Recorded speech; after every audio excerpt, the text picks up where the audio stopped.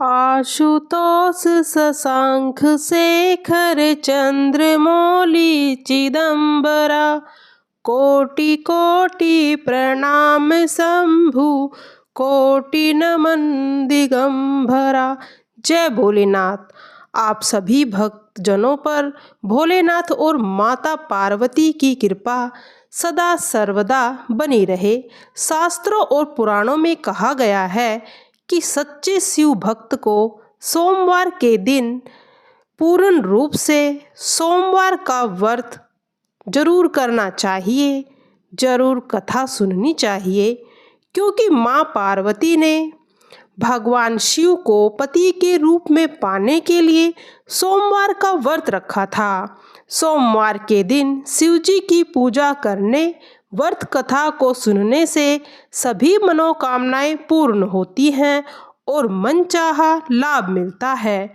साधक के दुख और चिंताएं समाप्त हो जाती है और उन्हें अपार सुख समृद्धि और धन की प्राप्ति होती है। और चंद्र देवता ने भी भगवान शिव को प्रसन्न करने के लिए सोमवार को तप किया, जिससे भगवान शिव प्रसन्न हुए थे और चंद्र देव को रोगों से मुक्ति दिलाई थी। तो प्रिय भक्तजनों, सोमवार व्रत को कथा सुनने से पहले आप सुनिए शिव भक्त सोमदत्त ब्राह्मण की कथा। शिव पुराण के अनुसार किसी गांव में एक गरीब ब्राह्मण अपनी पत्नी और अपने पुत्र के साथ रहता था। उसके पुत्र का नाम था सोमदत्त। वह गरीब बूढ़ा ब्राह्मण नियम से भगवान शिव को जल अर्पित किया करता था, लेकिन उसकी पत्नी ब्राह्मणी को यह सब बिल्कुल पसंद नहीं था। ब्राह्मणी का अब भगवान से विमुख होने के एक कारण था। पहले तो वह शिव की पूजा करती थी और अनन्य भक्त भी थी। वह सभी व्रत उपवास किया करती थी, लेकिन इतना सब कुछ करने के बाद भी उनकी गरीबी दूर नहीं हो पा रही थी। जब ब्राह्मण जवान था तो कहीं से कथा सुनाकर, पूजा पाठ करके कुछ दक्षिणा लाता, उसी से उनका गुजारा हुआ करता था। भक्तजनों, इतना सब होने के बाद भी ब्राह्मणी इस आस में पूजा पाठ करती थी कि कभी न कभी तो उनकी गरीबी दूर होगी, किंतु समय बीतने के बाद भी उसकी पूजा का, उसके लिए गए उपवास का कोई फल नहीं मिला। तो वह निराश हो गई। अब उसने भक्ति करनी छोड़ दी। अब तो वह ब्राह्मण भी बूढ़ा हो गया था। उसमें इतनी सामर्थ्य नहीं बची थी कि गांव-गांव में घूमकर कथा कराए। अब वह बीमार रहने लगा। घर में इकलौता वही कमाने वाला था। ब्राह्मण का बेटा सोमदत्त गुरुकुल में रहकर पढ़ाई किया करता था। वह तो ब्राह्मण के घर में खाने के लाले पड़ने लगे। ब्राह्मणी ने अपने मन में सोचा कि मैंने और मेरे पति ने भगवान की भक्ति में कोई कमी नहीं रखी। यहाँ तक कि नियम से पूजा पाठ किया, सभी व्रत रखे, इतने पर भी भगवान हम पर कभी प्रसन्न न हुए। उन्होंने हमारी कभी गरीबी दूर नहीं की, इसीलिए अब मैं पूजा पाठ नहीं करूँगी। अब वह ब्राह्मण देवता को भी पूजा पाठ करने के लिए मना करने लगी। कहने लगी, हे पति देव, भोलेनाथ और अन्य देवी देवताओं की पूजा करते करते जवानी से बुढ़ापा आ गया, लेकिन भगवान ने हमारी गरीबी तो दूर नहीं की, उल्टा अब तो खाने के भी मोहताज हो गए। अरे, मेरी हिम्मती मारी गई थी। जो मैंने दिन रात उपवास व्रत किया, जब तब मैं अपने शरीर को सुखा दिया, अब क्या देंगे तुम्हारे शिव जी, जो अब तक तुम शिवलिंग पर जल चढ़ाते रहे। प्रिय भक्तों, ब्राह्मणी की इस प्रकार की बातों को सुनकर वह ब्राह्मण और भी कुछ नहीं कह पाता। उसे तो अपने आराध्य देव भोलेनाथ पर पूर्ण विश्वास था। अब ब्राह्मण का बेटा भी अपनी शिक्षा पूरी करके गुरुकुल से वापस अपने घर आ गया। अब तो वह थोड़ा बड़ा हो चुका था, तो वह अपने माता पिता की सेवा करने लगा। एक दिन की बात है, शिव मंदिर में बैठकर सोमदत्त अपने पिता के साथ पूजा पाठ कर रहा था। वहीं पर शिव भक्तों की कथा सुनने लगा। सोमदत्त ने कहा, जो भी भक्त भगवान शिव की कथा को सुनते हैं, उनके मन में जो भी कामना रहती है, भोलेनाथ उनकी वह कामना अवश्य पूरी करते हैं। सोमनाथ की यह बातें मंदिर में पूजा करने आए उसी राज्य के एक राजा ने सुन ली। उसे सोमदत्त की यह बात बहुत अच्छी लगी और उसने सोमदत्त को अपने यहाँ राजकुमारी को कथा सुनाने के लिए नौकरी पर रख लिया। अब तो सोमदत्त हर दिन राजकुमारी को कथा सुनाने जाया करता था। वहाँ से दक्षिणा में जो भी मिलता, उससे ही अपने परिवार का पालन पोषण करने लगा। अब धीरे धीरे उसके घर में धन आने लगा, लेकिन अब भी ब्राह्मणी प्रसन्न नहीं थी। ब्राह्मणी ने कहा कि मुझे अपने बालक के भविष्य की चिंता है। हमारा तो जीवन जैसे तैसे कट गया, लेकिन मेरे बेटे का जीवन बाकी है। हमारे पास इतना धन नहीं है कि उसके काम आ सके, और हमारे मरने के बाद उसका क्या होगा। हमारी भक्ति पूजा पाठ का फल लगता है, अब तो कभी नहीं मिलने वाला। क्या भोलेनाथ को मेरा दुख दिखाई नहीं देता? मेरा पुत्र राजा के घर से जो भी लेकर आता है, माना कि उससे हमारे परिवार का गुजर बसर हो रहा है। किसी तरह पेट भर जाता है, किंतु और भी तो आवश्यकताएं हैं, वो भला कैसे पूरी होंगी? भगवान ने क्या अपनी आंखें हमारी तरफ से बंद कर रखी हैं? क्या मेरे पुत्र को हमारी ही तरह गरीबी में रहकर जीवन बिताना होगा? ब्राह्मण ब्राह्मणी की यह करुण पुकार जब कैलाश पर्वत पर विराजमान माता पार्वती ने सुनी, तो उन्होंने भोलेनाथ से कहा, हे देवों के देव महादेव, आप तो अंतर्यामी हैं, आप इन दोनों की परीक्षा क्यों ले रहे हैं? प्रभु, यह ब्राह्मण तो आपका परम भक्त है, अब उसके दुखों का नाश कीजिए, नहीं तो यह ब्राह्मण कहीं आपकी पूजा बंद न कर दे, कहीं उसके मन में आपके प्रति कोई जो प्यार है वह समाप्त न हो जाए, तब तो फिर कोई भी आपकी पूजा नहीं करेंगे। पार्वती जी की इस प्रकार की बातों को सुनकर भोलेनाथ ने कहा, देवी आप बिल्कुल भी चिंता ना करें, मैंने तो उसके भाग्योदय का बीज पहले से ही बो दिया। अब हम दोनों को साथ में लक्ष्मी जी और विष्णु जी को साथ लेकर ब्राह्मण के घर जाने का समय आ गया। मेरी कृपा के साथ वह ब्राह्मण दंपति भगवान विष्णु और माता लक्ष्मी के भी कृपा के पात्र हैं। उन दोनों पति पत्नियों ने हम दोनों की पूजा एक साथ की है। हे देवी, अब पृथ्वी पर लोक पर जाकर हमें शिव लीला करनी है। ऐसा कहकर भगवान शिव जी तुरंत ही माता पार्वती जी के साथ नंदी पर सवार होकर बैकुंठ लोक में जाते हैं, जहाँ पर दयानिधि भगवान विष्णु शेषनाग की सैया पर विराजमान थी और माता लक्ष्मी उनके चरण दबा रही थी। तब भगवान शिव जी ने विष्णु जी से पृथ्वी पर चलने के लिए कहा। तब भगवान विष्णु माता लक्ष्मी से कहने लगे, हे देवी आप भी हमारे साथ चलिए, हमारे भक्त का बुलावा आ गया। अब क्या था, चारों देवी देवताओं साधु और साध्वी का भेष धारण कर पृथ्वी पर उस ब्राह्मण के घर पहुंचकर अलख जगाने लगे और कहने लगे, अलख निरंजन, अलख निरंजन। प्रिय भक्तजनों, वह बूढ़ा ब्राह्मण निकला और उसने देखा कि उसके द्वार पर साधु साध्वी खड़े थे। उसने उनको प्रणाम किया। तब भगवान शिवजी और भगवान विष्णु जी कहने लगे, ब्राह्मण देवता आज रात में आपके घर पर विश्राम करना चाहते हैं। तब ब्राह्मण पुत्र सोमदत्त ने अतिथि देवो भव ऐसा विचार करके कहा, हे महाराज, मेरे घर में दक्षिण दिशा में मिले दाल भात आदि से ही हम तीनों के भोजन की पूर्ति होती है, उसी से हमारा पेट भरता है। इसीलिए मैं एक समय के भोजन की ही व्यवस्था कर सकता हूँ।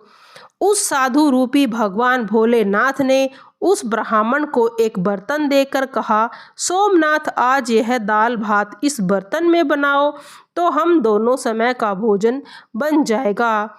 इस प्रकार उस बर्तन में बने भोजन से दोनों समय की भोजन की पूर्ति हो गई। इतना भोजन बना कि दोनों समय को भोजन सब ने पेट भर कर खाया। अगले दिन प्रातःकाल सोमदत्त जाने लगा तो साधु रूपी भगवान शिव जी पूछने लगे, हे पुत्र, तुम कहाँ जा रहे हो?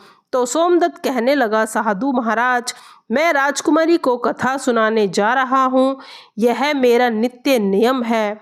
तब साधु ने कहा, तुम कथा सुनाने के बाद राजकुमारी से पूछना, तुम किस चीज की इच्छा पूर्ति के लिए कथाएं सुनती हो। अब सोमदत्त राजकुमारी को कथा सुनाने के बाद वही प्रश्न पूछता है कि हे राजकुमारी, मैं तुम्हें नित्य कथाएं सुनाता हूँ, लेकिन यह बताने की कृपा करें कि आप इन कथाओं को किस लिए सुनती हो। तब राजकुमारी कहने लगी, हे ब्राह्मण पुत्र, मैं इस इच्छा से कथा सुनती हूँ कि मुझे ऐसा वर मिले जिसकी चर्चा सभी के मुख पर हो, उसके माथे पर चांद और सूरज की रोशनी हो और वह इतना भाग्यवान हो, इतना धनी हो कि उसके कदमों में लक्ष्मी थिरकती रहे, और ऐसी बारात मेरी हो जो आज तक कभी किसी ने नहीं देखी। प्रिय भक्तजनों, अब वापस आकर सोमदत्त ने राजकुमारी द्वारा की गई सारी बात उस साधु को बता दी। अब देखिए, अगले दिन प्रातःकाल जब सोमदत्त कथा सुनाने के लिए जाने लगे तो फिर से साधु रूपी भगवान शिवजी ने कहा, हे पुत्र, आज राजकुमारी से फिर वही प्रश्न पूछना। अगर वही तुम्हें फिर से कल वाली बातें बताएं तो उस समय तुरंत ऐसा कह देना कि जैसा पति चाहिए वैसा पति तो केवल मैं ही हूँ, और ऐसा कह कर तुरंत वहाँ से चले आना।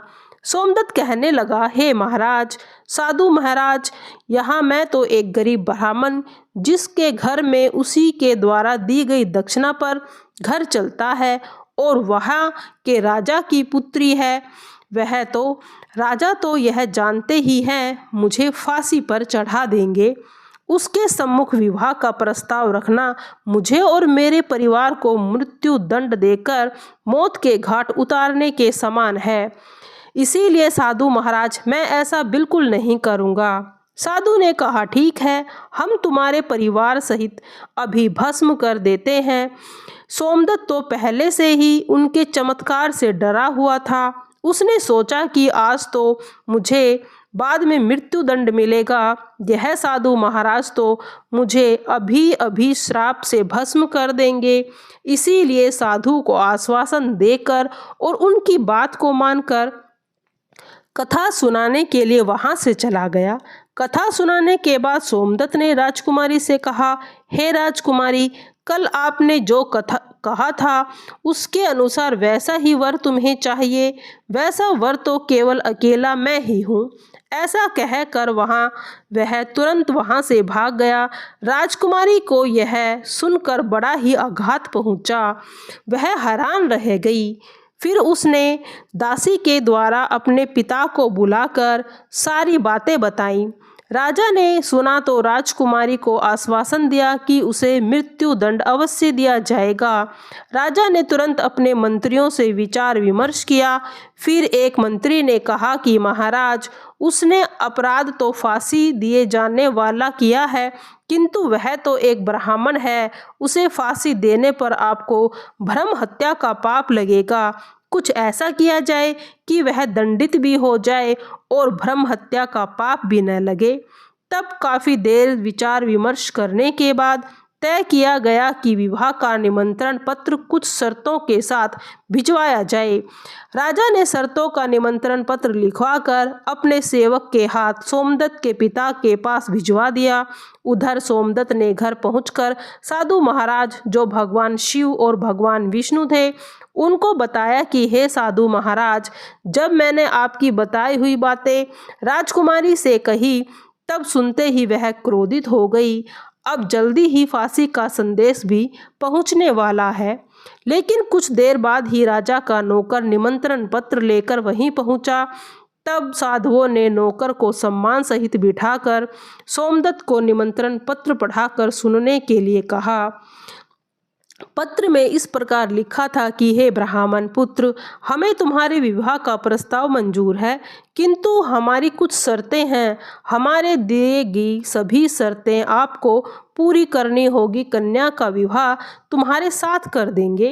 अगर तुमने शर्तें पूरी नहीं की तो तुम्हें परिवार सहित फांसी की सजा दी जाएगी। पहली शर्त के अनुसार बारातियों के ठहरने वाला सभी बाराती घर बनाए गए तभी तंबू आदि से भरे होने चाहिए। कोई भी तंबू खाली नहीं रहना चाहिए। दूसरी शर्त, बारातियों के आतिथ्य सत्कार में बनाई गई सभी खाद्य सामग्री, सभी प्रकार के पकवान उपयोग में आने चाहिए, कुछ भी बचना नहीं चाहिए। तीसरी शर्त है कि ऐसी अद्भुत बारात आनी चाहिए जिसकी प्रशंसा हर व्यक्ति के जुबान पर हो।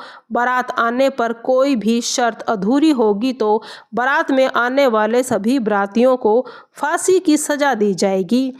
ऐसा पत्र पढ़ते ही सोमदत्त तो डर के मारे कांपने लगा। उसने भगवान शिव से कहा, तुम डरो मत, नौकर को भोजन कराकर पत्र का उत्तर देकर विदा कर दो और पत्र में लिख दो कि हे महाराज, आप विवाह की तैयारी कीजिए, हम निश्चित समय पर बारात लेकर आ रहे हैं। नौकर को भोजन में दाल भात परोसा गया तो नौकर की थाली में चमत्कारिक रूप से 36 प्रकार का भोजन बन गया। विदाई में साधुओं ने, जो भी भगवान शिव थे, स्वयं भोलेनाथ श्री हरि भगवान विष्णु, उस नौकर को मुट्ठी भर धनी की राख और उसके पात्र में रखकर उसे विदा कर दिया। आगे जाकर नौकर ने मुट्ठी खोली तो देखा, वह हैरान रह गया कि वह राख नहीं बल्कि हीरे मोती है और वह प्रसन्न हुआ। उसने राजा को जाकर पत्र दिया। राजा ने पत्र पढ़ा था जिसमें उसकी सारी बातें स्वीकार की गई। अब तो राजा हैरान रह गया, सोचने लगा कि वह गरीब ब्राह्मण किसके विश्वास पर ऐसा कह रहा है। क्या कोई दुश्मन राजा उसका साथ दे रहा है, क्योंकि वह तो बहुत गरीब है और वह उनकी शर्तों को भी नहीं पूरा कर सकता। यही सोचकर राजा ने शहर के सारे बारात घर सजवा दिए, बहुत सारे तंबू लगवा दिए।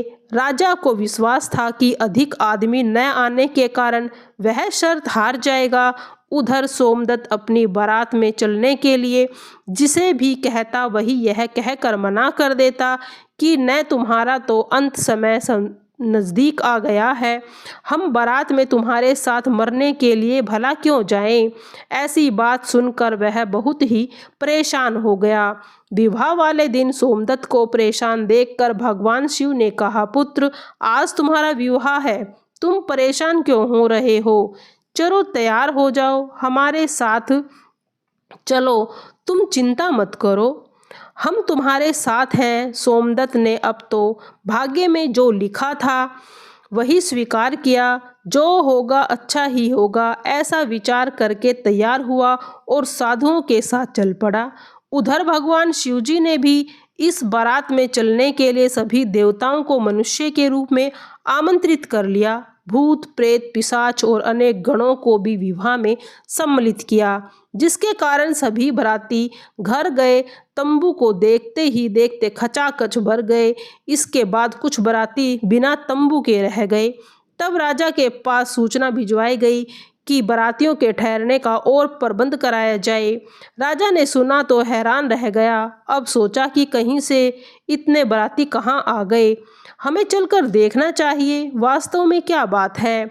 राजा तुरंत वहां पहुंचा। राजा को आया देखकर भगवान भोलेनाथ ने शुक्र और शनि को बच्चे के रूप में बनाकर भूख के कारण रुला दिया।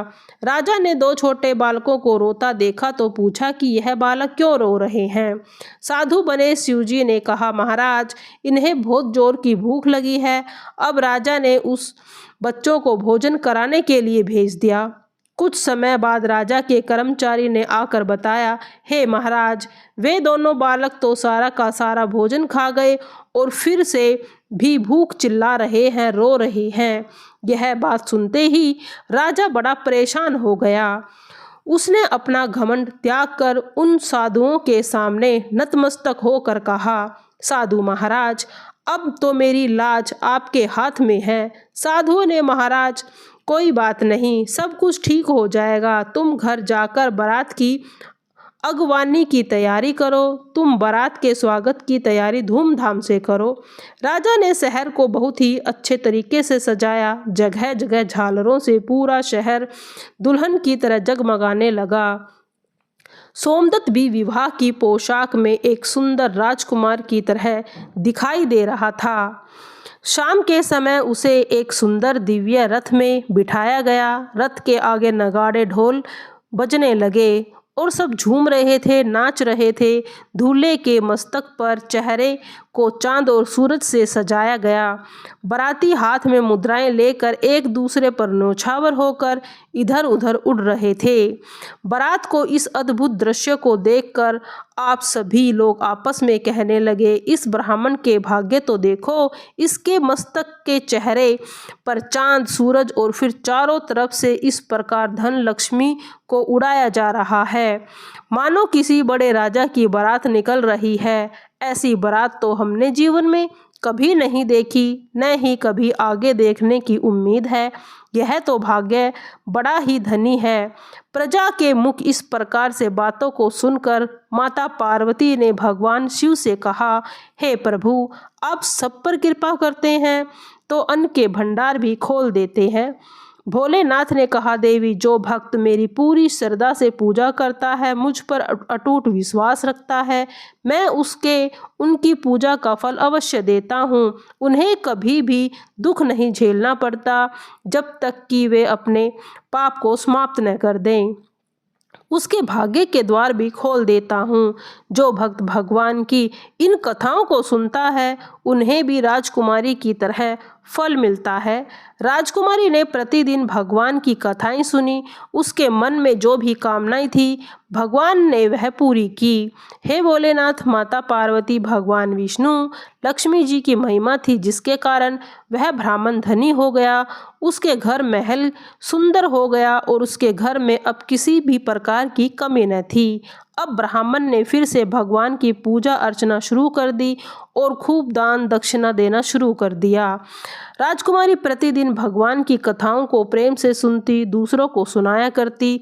तो प्रेम से बोलिए, नमः पार्वती पते, हर हर महादेव। प्रिय भक्तजनों, अब आप सुनेंगे सोमवार